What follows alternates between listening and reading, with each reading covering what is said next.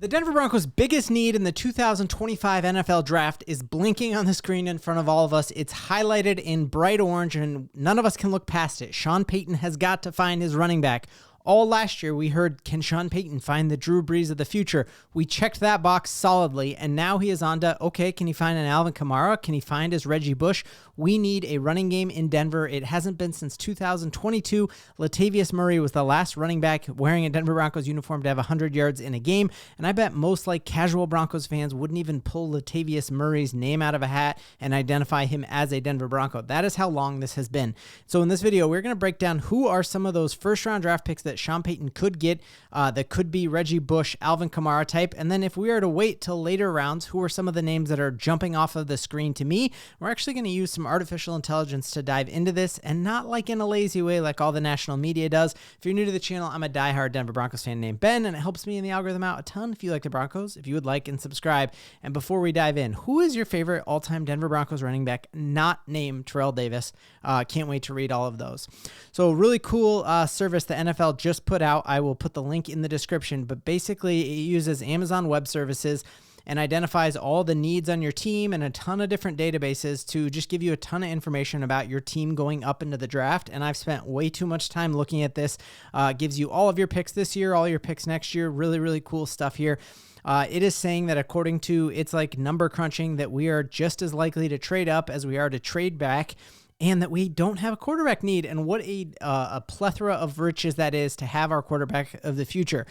This site continues to say who are the biggest targets for the Broncos in the first and second round. And then the really cool thing down here is what it does is it gives you a percentage based on multiple databases. What are the Broncos going to use their first round pick for? And you see a ton of division even in Broncos Twitter and amongst Broncos Country really about these two positions. And in this video, we're going to focus on, all right, about 33% chance we're going to use that first round draft pick on a running back, and then 21% on a wide receiver. And I had made a comment the other day. I think wideout is paid much higher than a running back. We see that most first round running backs don't even finish their contract out with the team that drafted them. And that position just isn't as valuable as having a wide receiver one, but you could say the Broncos already have a wide receiver one, and we've got a bunch of dudes in the wings, and so a running back would be a great position to make. So let's dive into just some of the things about running backs. So I think the first thing is all of us want Ashton Jeanty. That when you look at the big board of all of the different running backs out there, Ashton Jeanty almost had more yards after his first contact than any other running back had the entire season, including before the first contact. So it's just ridiculous how much jumped up and how much more talented Ashton Jeanty is than really anyone else in the class.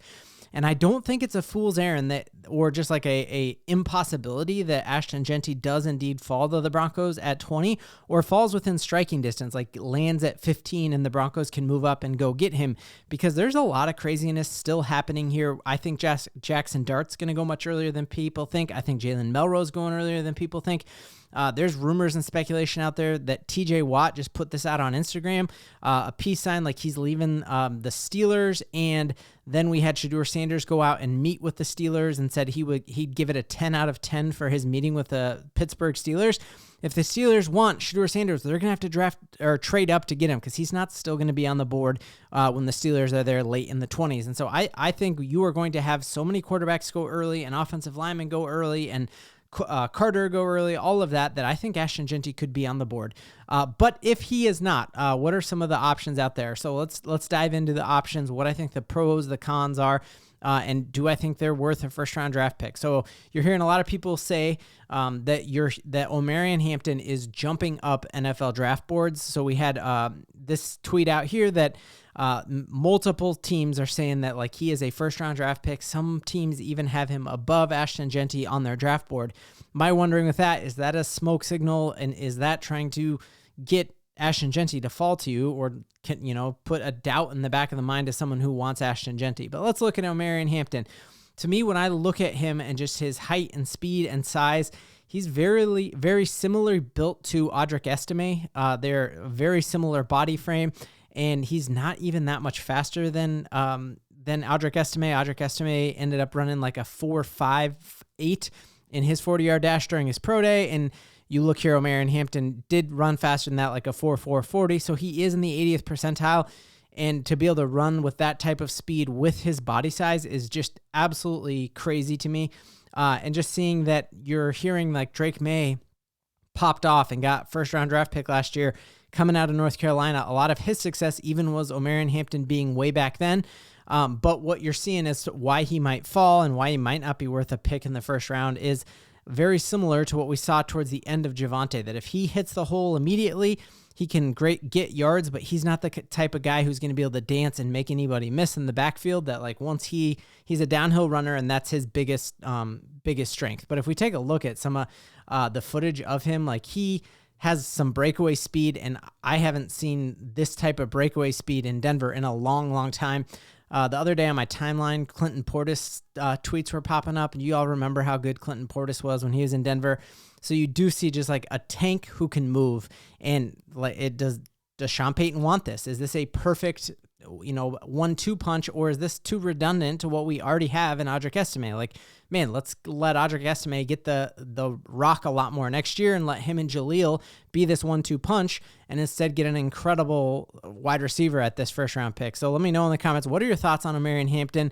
Does the fact that he's wearing a Tar Heels uniform freak you out because it gives you, like flashbacks to when we saw how great obviously Javonte was, and then he fell off a cliff? Let me know in the comments what you think about that. But he is an electric playmaker and massive dude, and I think, if the Broncos do get him, it's because I think they're absolutely in love with him, and I trust Sean Payton's evaluation of this way more than I trust my own. And so that's the exciting part here, is we already saw Sean Payton do the hardest thing in football, which was find the quarterback of the future. So I know he's going to find a running back, because how many times have we seen him find running backs from obviously Reggie and Alvin Kamara and Deuce McAllister? Like, he finds running backs. I'm not worried about that. I'm going to trust whoever we get is Sean's guy. Next name, very, very interesting to me, and it's interesting to me some of the players that this player looked up to, that one of his favorite players growing up was Alvin Kamara. And this is Trayvon Henderson, the Ohio State running back. You just hear incredible stories about him, that before he won the national championship, his coaching staff approached him and said, hey, we're about to bring in this other running back, Quinshon Judkins, and like, that might take snaps away from you and make your stock fall. Is that okay to you? And he said, is this going to make me more likely to win a ring? Then do it. And so you love that type of character guy that you already have, knowing that fits in well with Sean Payton's type of character system that he wants to build. And I think you're playing with incredible talent in the Big Ten and national championships, obviously, and you saw him just get better in the college football championship. Crazy breakaway speed. You see athleticism to hurdle dude, Reggie Bush-esque in that way. And so again, if Sean Payton falls in love with him, I'm here for it. Absolutely here for it. And I think the type of talent he played is going to be a much better type of talent than you see even Ashton Jeanty. So what would he have looked like had he been playing in the Mountain West, and been playing for Boise rather than playing for the Ohio State University? But then I think the haters in here are saying like, well, he was the second best running back on his own team at times last year. And if he doesn't have someone to spell him with carries, is that going to be a problem? You do see him with the ability to catch out of the backfield here. So what do y'all think? How pumped would you be if the Broncos ended up with, obviously, Trayvon Henderson from the Ohio State University? Is that too rich of a pick for the Broncos to be doing that early? Other people saying here that Daniel Jeremiah is saying like, hey, he is definitely going to go earlier than people think. He is a mismatch and can catch the ball and obviously run the rock. But the Broncos already have their joker with Evan Ingram. Do we need yet another joker? Can you get to a place where you have too many jokers and then the joke's on you? I don't know. So let me know what you think about him falling to the Broncos. Next thing, Kaleb Johnson. Now, right away, when I'm starting to look at these big boards and these mock drafts and seeing Kaleb Johnson running like a 40 time the exact same of Audric Estime, yet he's a much smaller frame here than Audric Estime was. But we know that Iowa offense, all it was load the box and try to stop Kaleb Johnson, and most of the times they absolutely could not. Just, again, his favorite player growing up, Alvin Kamara, models his game after him and played baseball for a lot of years growing up as well. So you see like he's a smart dude. His nickname in high school was Superman. So that's kind of cool in Kaleb Johnson. And Kaleb Johnson, again, you just see some crazy toughness to him, and knowing that the defense knew to key just on him. Nobody, even if you watch a lot of college football, can even tell me who the Iowa quarterback was. Now, you do see some things right there where, like, man, he's barely breaking away from that linebacker. Does he have the type of breakaway speed that you need in the NFL?